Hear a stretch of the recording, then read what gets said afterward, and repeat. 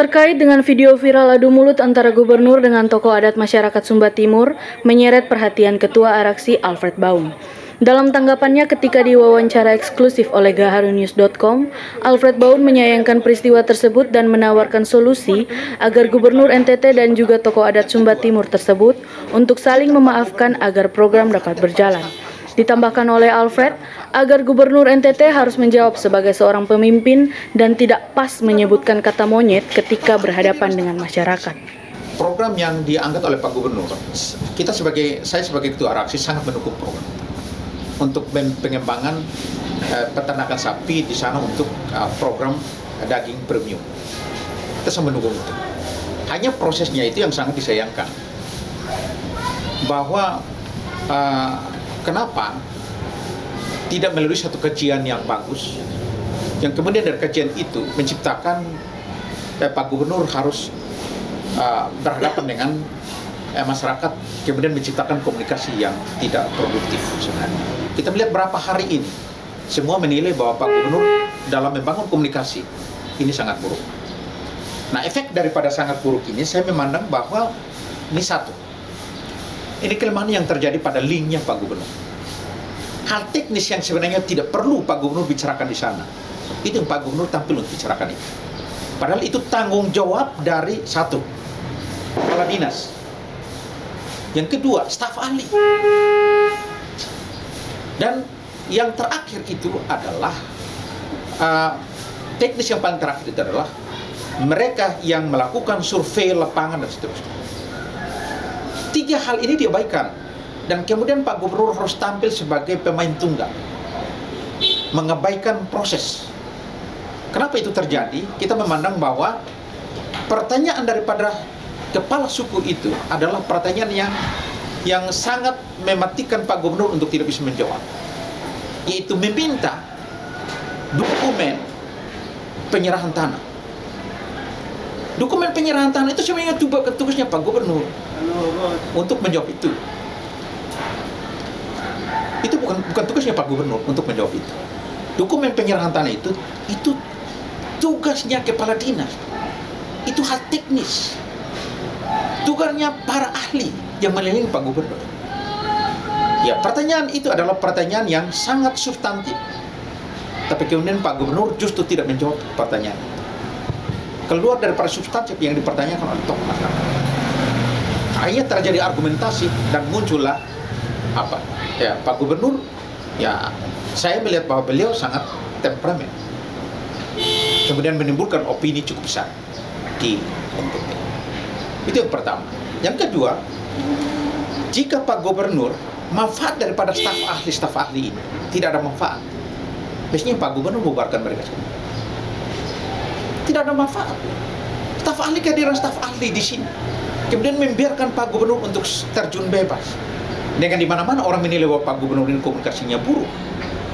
Kehadiran staf ahli itu memberikan pertimbangan-pertimbangan konstruktif dalam program, kemudian dalam membangun daerah. Ini gagal.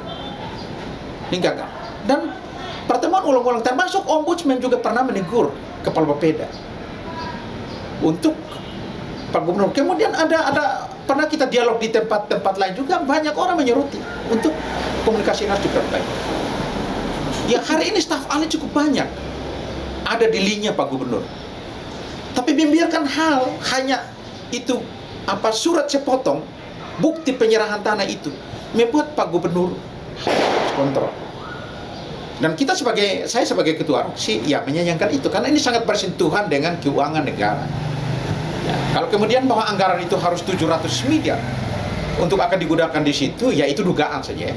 Bahwa anggaran 700 miliar harus digunakan untuk membangun range sapi premium di Sumba, itu adalah hal yang tidak gampang, yang mestinya dikaji secara utuh agar kemudian tidak menimbulkan opini-opini liar seperti ini, menciptakan masalah.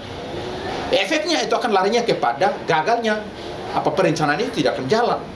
Kalau gagalnya perencanaan itu tidak jalan hanya karena komunikasi yang tadi tidak berjalan efektif tadi, ya itu kita sayangkan. Padahal tujuan pemerintah itu adalah sebenarnya program yang baik sebenarnya. Itu yang kedua. Yang ketiga,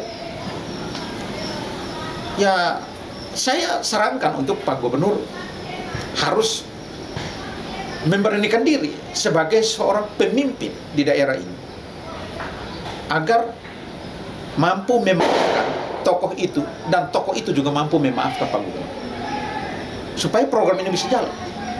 Dengan kata lain, Pak Gubernur juga bisa minta maaf kepada tokoh itu, dan sebaliknya juga tokoh itu juga minta maaf kepada Pak Gubernur.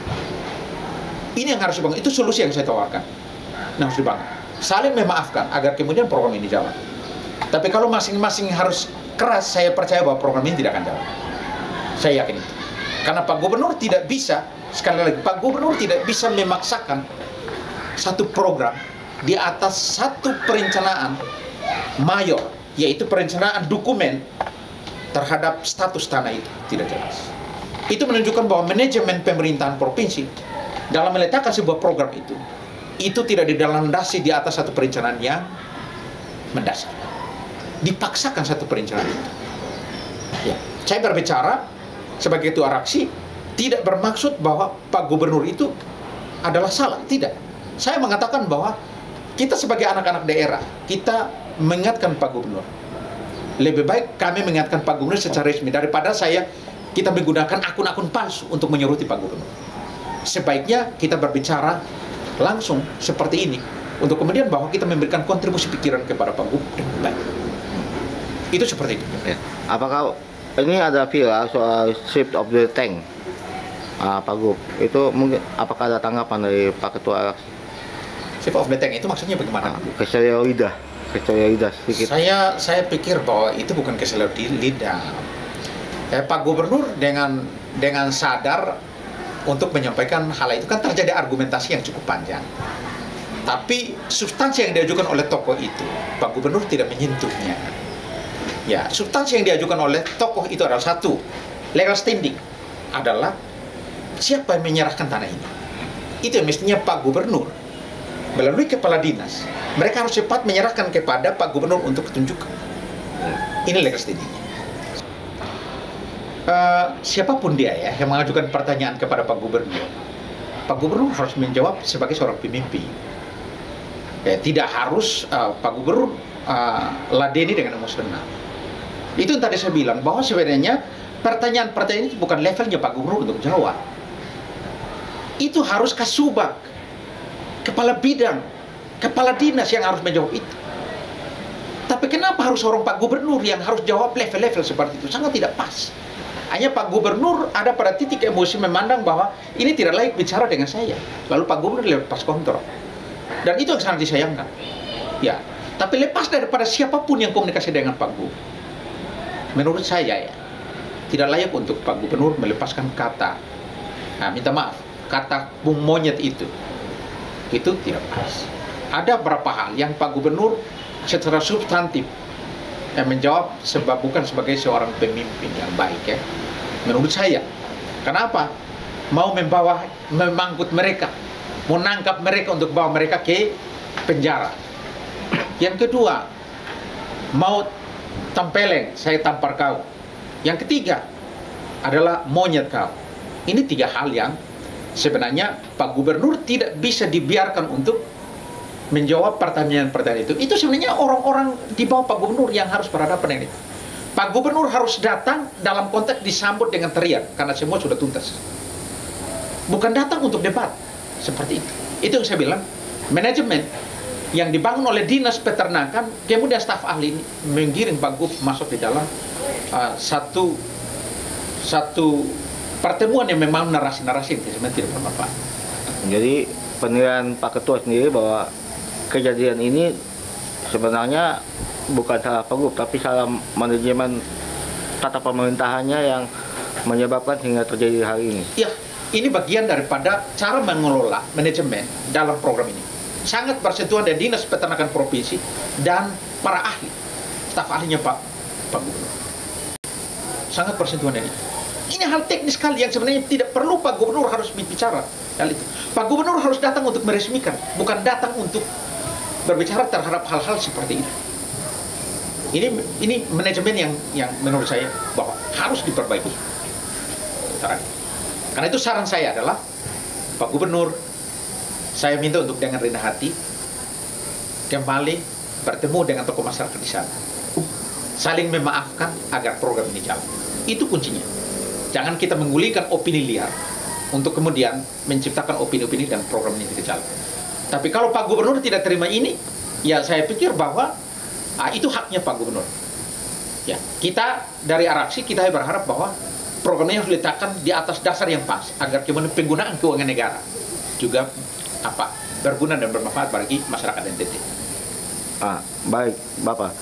Ini mengenai soal lahan itu, berbagai kontroversi di media sosial bahwa menyebutkan bahwa lahan ini agak benar milik Pemprov sesuai dengan surat Sekda yang sudah beredar di publik.